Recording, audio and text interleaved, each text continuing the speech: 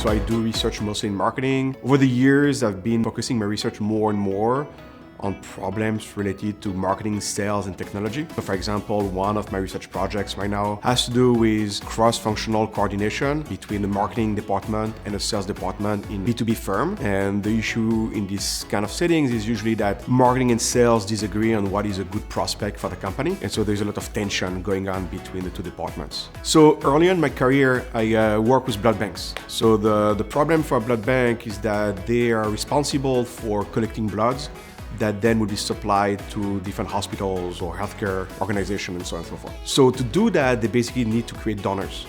And the primary tool to do that is marketing. And so I've collaborated with blood banks to basically look at how they design marketing programs and how they manage their marketing budgets, try to figure out a way to optimize how they should do marketing optimally. So I've been at the GSM for over 15 years now.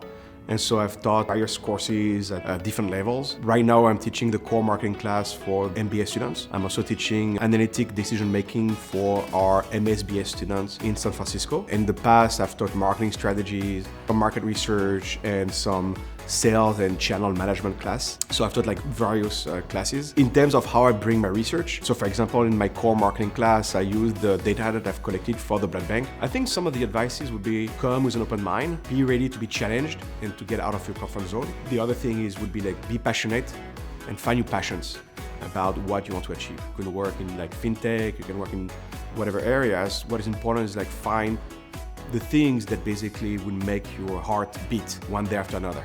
Because once you graduate and you work, you're going to work for a very long time.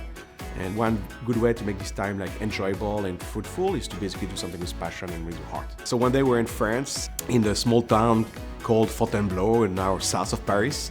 And it was me and my wife and my two kids. So my kids are like, half French, half American. But we live here, so they're more like culturally, I would say more American. There's a beautiful street, Kingly Street. Man, I say, oh, let's go to the cheese store. I go in the cheese store, I'm like, it smells really good. And my two small American kids are like, it stinks! And I thought I failed their French education at that point.